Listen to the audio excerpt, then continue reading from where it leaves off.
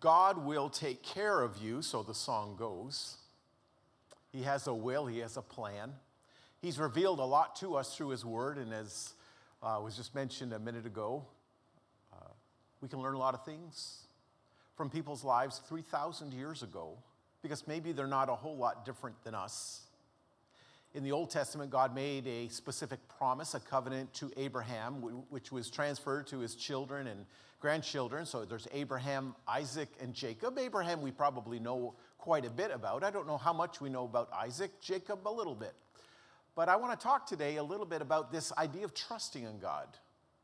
You know, when God has said something, when we are sure of his promise, we are sure of something that he has said in his word that was very clear, how much does our faith continue to grow? Does it really hold us to believing that God is actually going to do what he said he would do?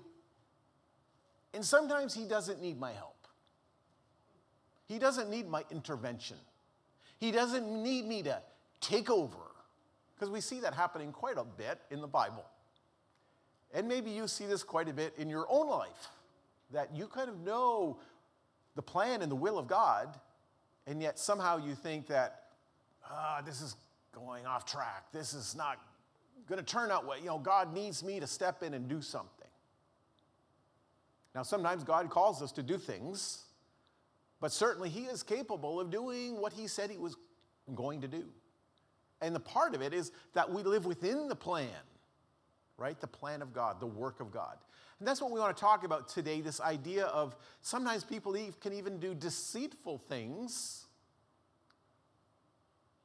in order to help God along. And so we want to talk about this idea that sometimes when you do things that are wrong, and maybe even trying to do it in the work or in the name or in the power of God, that sometimes it doesn't turn out the way you plan. And sometimes it can bring a lot of trouble in your life. And that is found primarily in today's lesson in the life of Jacob. So in the book of 1 Peter, he's writing to Christians. Chapter 1 talks about that they've been called to living a new life. They leave the old way behind, the old way of doing things, the old way of thinking about things, the old way of thinking, I got to control things, to the new way of saying, I surrender to God. I'm going to put my faith, my hope, and trust in him, because God is the all-powerful one. He's the one who's going to lead us and guide us, and he's the one who's going to bless us. So just to kind of give you an example of where we're going with this, because it's kind of important to put things into context a little bit. In 1 Peter, he's talking about this change of life, that we're going to be like God because he loves us and cares for us, and he's redeemed us. In verse 22 of 1 Peter chapter 1, it says, now that you've purified yourselves by obeying the truth, so that you have a sincere love for your brothers, love one another deeply from the heart. For you've been born again, not of perishable seed, but of imperishable, through the living and enduring Word of God. So it says we've been born again, we've been made new, we're in a right relationship with God because of God's love and his grace, but it's through the word that he's spoken. But then he says this, for all men are like grass, and their glory is like the flowers of the field. And the grass withers, and the flower falls off. So the glory that people try to attain for themselves, when they try to work everything out, that's the old way of living. I've got to make my life into something that people will see and appreciate, that they will be able to applaud, and they will be able to think that I'm wonderful. Somehow it does something to my self-esteem.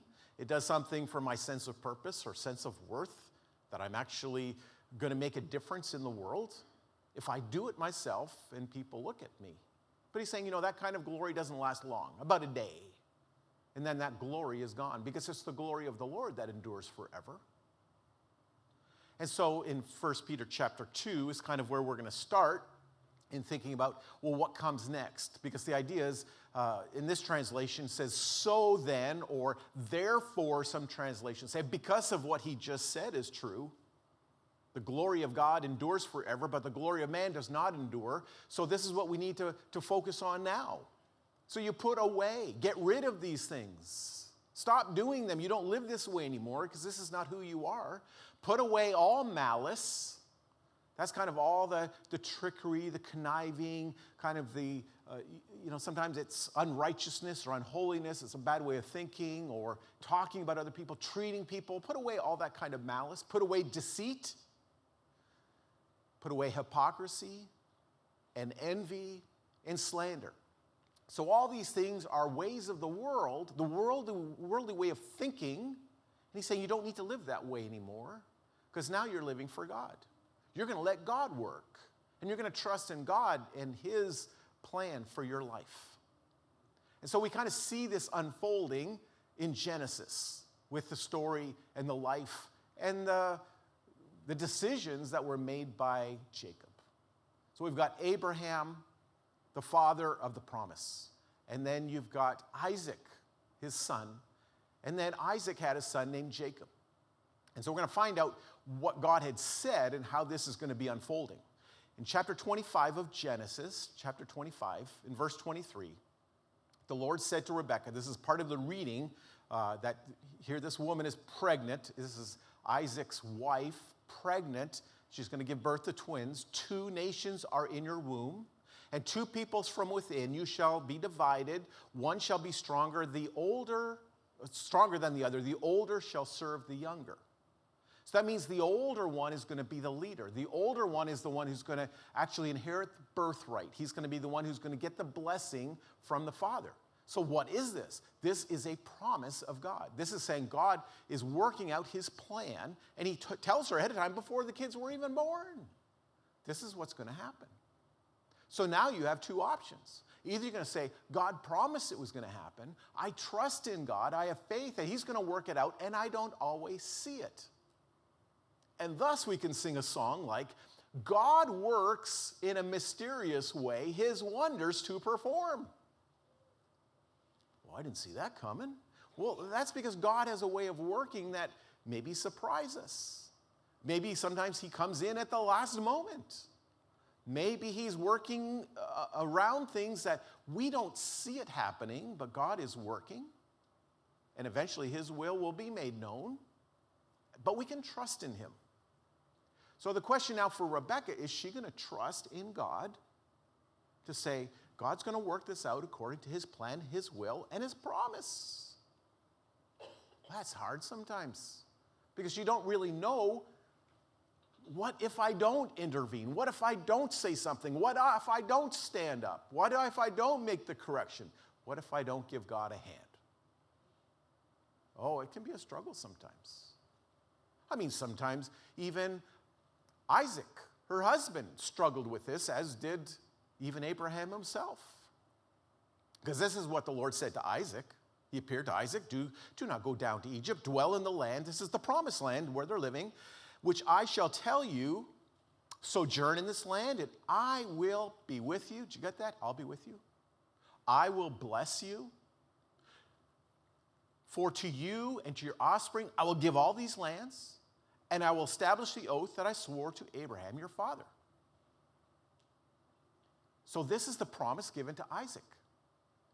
And in the next verses, we see that Isaac was living in the land, and his wife was beautiful, and he was afraid that some people would see his wife and think, we should kill the guy, the husband, so we can have the wife.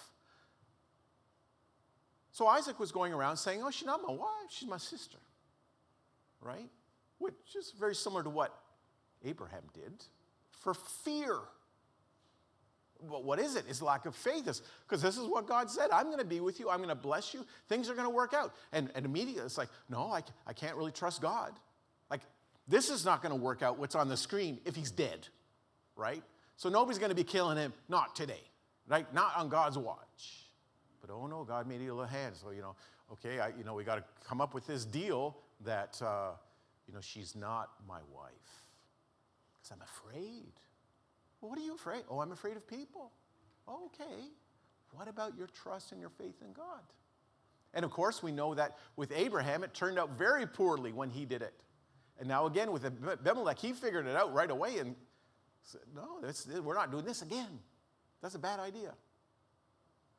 So even he struggled with his faith. And is that okay to say that? That the people that we consider the faithful of the very beginning of the covenant, they struggled sometimes. And we can struggle.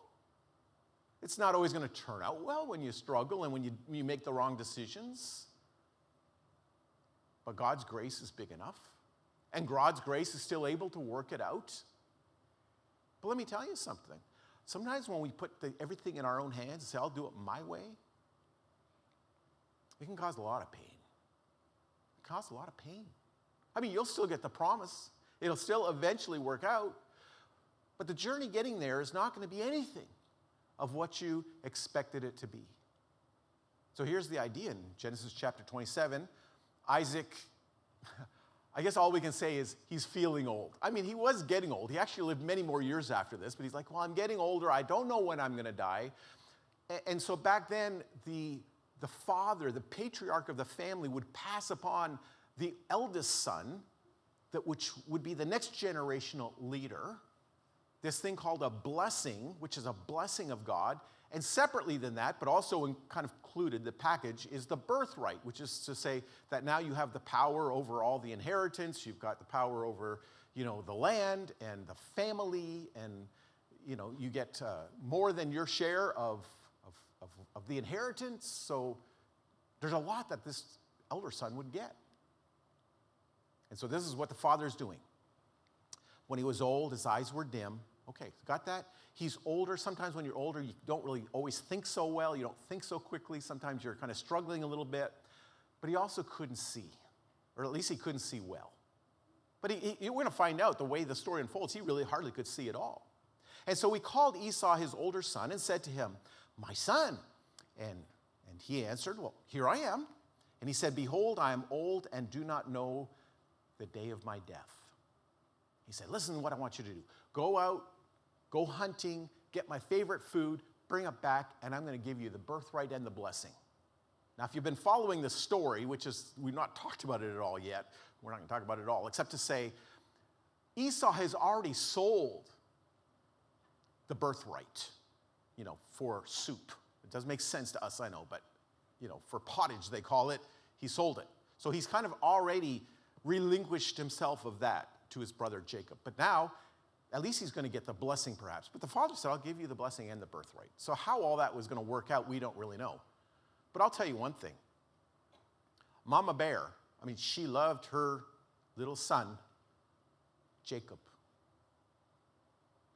And she's like, I'd do something right away. This is not working well at all. Like, I know the promise that God made, but it's falling apart before my eyes. I'm going to have to do something. So she calls Jacob and says, you go out. You don't have to go out to the field. You have to go out to the pasture because that's where we keep the animals. Esau's out hunting. He's going to be a while. We'll just bring in the lamb or whatever it is. We'll cook it. And you can go in and listen. Just pretend you're Esau. You get the blessing and the birthright. You get it all. And Jacob's kind of like, I don't know if we should. She's like, just do it. Just do it. Well, what if this? So they've got it all figured out. And so this is important to see that he's going in as an imposter. He dresses himself a certain way. He comes across a certain way. He smells a certain way. He smells just like his brother. He's wearing his clothes, does the whole thing because he's pretending to be something he's not in order to get something that God's already promised him. That's kind of crazy, isn't it? Well, we're going to work the system. We're going to do what we can do so we can get what we want because we just don't know if God's going to come through. So, but you see, that's where the challenge is. Where's our faith? Do we really trust God in what he said he would do? And so it doesn't go very well because when Esau comes back, he understands that he's been deceived and tricked again. He doesn't have any blessing, doesn't have any birthright from his father. He really gets kind of a cursing really from his father. He says, I've got no blessing left to give. So it's not going well at all. So you know what happens? It divides the family so much that both Rebekah and Isaac say to Jacob, you need to leave. And if you go to the land of where Rebekah grew up, Uncle Laban, great guy, go live with him, go work with him, you can hang out with him, and come back when things are better. So he did. Okay, recap. Jacob has received the blessing and the birthright. That's saying he's received everything he could possibly want. He is with Uncle Laban for 20 years. You know what he has? Nothing. You know how much power he has? None. You know how much authority he has? Zip. You know how much possession? Nada. He ain't got nothing. 20 years of your life with nothing. And you know what's worse than that? His mama loved him, and he loved his mama. He never saw her again. As a matter of fact, couldn't even make the funeral. Here's the interview. So Jacob, how's it going? This worked out well, didn't it? It's like, are you kidding me? All this because we thought we needed to take everything in our own hands and kind of usurp the power from God to say, well, we'll work it out. It's not going well. So here he is living with Uncle Laban, and Uncle Laban's got some sheep and a family and a pretty good-looking daughter, too. Good-looking, what did she call Rachel? It's kind of interesting. So Laban says to him, well, why don't you come and work for me? You've been here for a couple months. You've been working. You shouldn't work for nothing. What do you want? What's the wages? How much should I pay you? And I think Laban knew where this was going because he'd been looking at how Jacob had been looking at Rachel. I see that. What do you want? And you know what he says? He says, I will work for you. Now this is going to seem odd to us because back then there was oftentimes a bridal price. Right? A dowry. And the dowry would be a certain amount of money. But you know what he said? I'll work for 7 years for your daughter. Okay. Let's just put it in modern day terms. $50,000 a year to be a shepherd times 7 is $350,000 for your daughter. Like that is one expensive engagement ring for a guy who's got nothing. Right? That's a lot of money. That's extravagant. But he was so in love with her, he continued working 7 years. And after 7 years, it says it seemed to go by as if it was just a few days. It just quickly went by because he had a great love for her. And he was so excited to be with her. So, everything went well. Well, except that day when he went and said, okay, well, 7 years are up. I want to marry your daughter. And Laban's like, great, we'll have the ceremony. So they had a big party, had everybody there. I'm guessing, just if you could work with me on this, there was probably some drinking and partying. And then it came to be night. And Laban said, okay, here's my daughter. You can get married and, kind of fulfill everything that happens in marriage, right? So here they are in the middle of the night. Somebody's a little drunk, and somebody can't really see very well. Sounds a little familiar.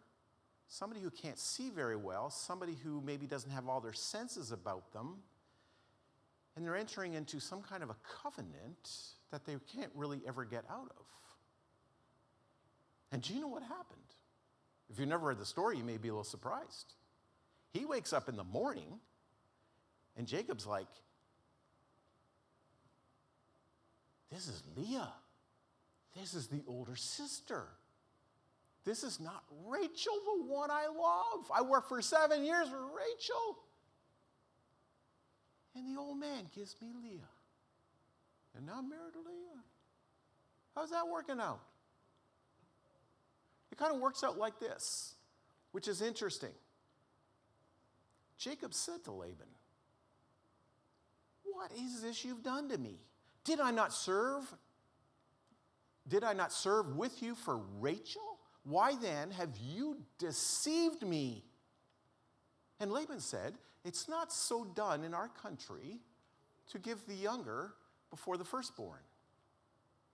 It's interesting that initially Laban never said, that's a deal, 7 years for Rachel. He just said, I think it would be good for Rachel to get married to a good man like you. He didn't say, yeah, you can marry Rachel after 7 years. He didn't make that commitment. But, sometimes when you're in love, you kind of miss it. You don't get all the facts straight. But here's the big question. What would you have done? I mean, you come with this question, and yet there's really no protest. Because here's the question. And think about Jacob as these words are rolling off of his tongue. You deceived me. I thought I was getting something, and yet you gave me something else. You took advantage of my situation, maybe because I wasn't thinking straight, and also because I couldn't see well, and yet you switched it out, and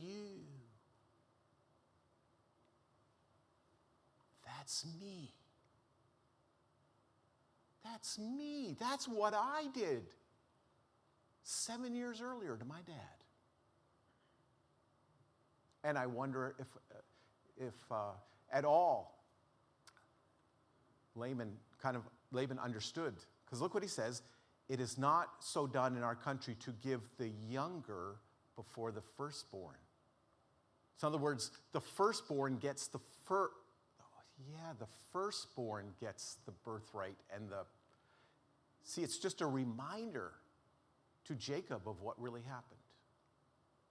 You see, when you try to step ahead of God or step around God, especially to something he's already said and something he's already promised, you get yourself into a lot of trouble. And sometimes it comes back to haunt you, so that God will say, you need to learn a lesson from this. Now, if we're smart people, and I think y'all look pretty smart, we'd say, I don't know if I want to learn a lesson like this, but I can learn his lesson. I can see what he did that was wrong. And so maybe I need to put more faith and trust in God. Kind of like Abraham, when he sent his best servant to Laban's house the first time to find a wife for Isaac, which became Rebekah.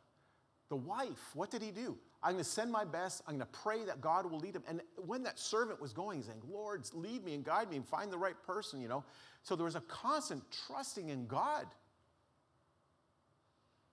You can hardly read between the lines to say, well, when was Rebekah praying and saying, God, what's happening here? It looks like the birthright and the blessing is going to go to the wrong child. Lord, what are we going to do? Oh, we don't need to pray. I got my own plan. Well, what about when Jacob shows up at Laban's house? Yeah, he falls in love with a pretty woman. Well, there's more to life than just being pretty. I mean, it sounds crazy. I know sometimes people, read through the Old Testament and say, boy, is that ever archaic? You know what I mean? Like the way they treated women, it's just shameful, quite frankly. I could hardly imagine anybody like that. Living in a society where a woman can get what she wants because of the way she looks. She can get a job, or she can get lots of friends, or she can get a reputation because she's beautiful. That's a good thing we don't do that in America. Oh, it's just so easy to look the wrong way and not learn the lesson that God is saying, this is important. Would you learn the lesson with me? Because you see, everyone kind of struggles. We see Abraham struggle, Isaac struggled some, Rebekah struggled, Isaac, even Rachel. Because what happened is God realized that Leah was not really loved. I think part of the reason is Laban thought, I'm going to give Leah first because no one's going to want to marry her. She's just not the marrying type. She's just not the one that men want. So I got to do something myself to provide a place for her. But the problem is that Jacob never really loved Leah, and she knew it. And yet, Rachel was suffering because she couldn't have any children. And she thought, this is what I want, to have children with the husband I love so that our family will be continued. And here my older sister is having lots of children. And why did that happen? Because Leah was suffering with her place, with her self-esteem, with her sense of value or importance, or how is this going to work out for me? So the Lord saw Leah was hated, and he opened her womb. But Rachel was barren. So God allowed her to have children. Once she had children, she named the children, and the names of the children came from her suffering. Because she's thinking, if I have a child, the first child, Reuben, if I have a child, because the Lord has looked upon me on my affliction, and now my husband will love me. Because I'm going to have this child, I can receive the love I've always wanted. I've never had that kind of love. Maybe she never had, love from her dad, no affirmation, no concern, no guidance. But, if I have this son, I'll name him Reuben, because then my husband, I'll finally be loved.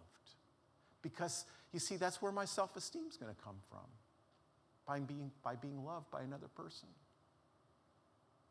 That sometimes is the fault in marriage, right? People think, well, I'll get married because my self-esteem will come from the partner because they're going to love me so much because I'm so lovable. Everybody pretty good with that one? After a while, it's like, it's not really working out that well, right? Well, we can't put all of our hope in anybody. Do you know why? Because the glory of man is like the grass. It withers, the flower falls off. But the word of the Lord stands forever. Our hope is in God. It's not in somebody else. Well, so God, she's having all the kids. Rachel, no kids. Second kid, that comes, Simeon. And she calls him that. She names him because the Lord has heard that I am hated. And he has given me this son also. So God's listening. He's heard my prayer. He's heard my calling. He's given me another son because I'm still hated. And I thought the first one would bring love and comfort and a blessing, but no. And now maybe the second one. And then what? Well, she has another one. I mean, she's just having lots of babies. Is Levi. And this time, my husband will be attached to me because I have borne him 3 sons. You see what she wants? She wants to be seen. She wants to be heard. And now she wants to be attached. This is what but she's all thinking that this is all coming from my husband. God says, listen, well, he didn't quite say it this way, but I'll give you one more. I'll give you one more chance. How's that? Listen to me. I'll give you one more child. She names the child Judah. And Judah, what's this mean? This time I'm going to think about my husband. I'm going to depend on my husband. I'm going to love my husband. I'm going to be sorrowful about my husband. I'm going to put all my hope and my trust and my future and everything's in my husband. I'm going to trust in God. I'm going to praise the Lord. I'm going to say, God, I'm going to look to you. I got to look past my husband. I'm going to look to you. This is where my hope is found. Hope is found in a relationship with God. Not in a relationship with other people. Relationships with other people, good. Relationship with God, awesome. There's a big difference. Big difference. And isn't it crazy, just crazy, the way God works? Because there are 4 sons. She can have more kids, but we don't have time to go through them all. Jacob had 12. Judah. What do we know about Judah? The Messiah is not coming through the pretty girl that Jacob loved, named Rachel. Jesus Christ came through Leah. Think about that for a while. She feels like I'm a nobody.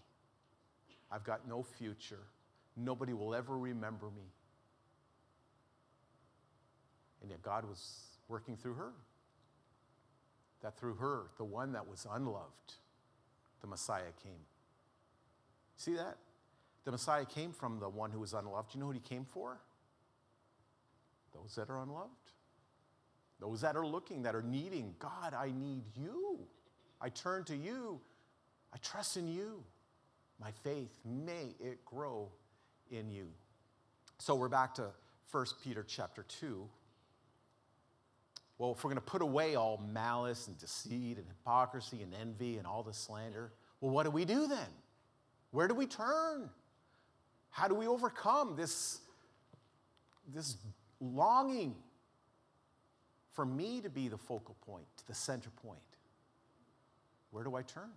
Well, like newborn infants, long, desire, grow for the pure spiritual milk, that by it you may grow up into salvation, if indeed you've tasted that the Lord is good. Grow in your relationship, your dependence, your trust, your faith in God. And then life comes together, and then life makes sense. And then life is able to work in such a way that even when things aren't going well, we still have God's promises we can turn to. Our hope is still there. We don't have to give up. And we don't have to feel like it could never work again. There's no possibility for me. There's no bringing me back. There's no forgiveness. Oh, there's always that. God's always able to work when we trust him and turn to him. Say, I'm going to follow you. And I don't need to work it out, what you've already worked out. I'll let that be.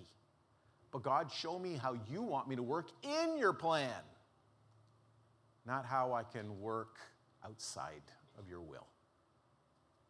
This is what God's calling us to do, calling us to be, that we can find true relationship and true meaning, true purpose in a life in God. We always give the opportunity for people to respond, to say, I want to surrender my life. I want to give this up because it's just not working out. I made a lot of poor choices. I've made a lot of mistakes. I've sinned a lot. And I've got nowhere to go. But God says, you can come to me, and I will receive you. I will bring you in. I will adopt you into my family. I'll make you a part of my covenant, and you'll be an heir of all that I own. You can receive the blessing, and you can receive the birthright, because Jesus has already paid the price, and he's willing to share it with us. So if we can encourage you in your walk, if today you want to make a decision, let's stand, let's sing together, and let us know how we can be a blessing today.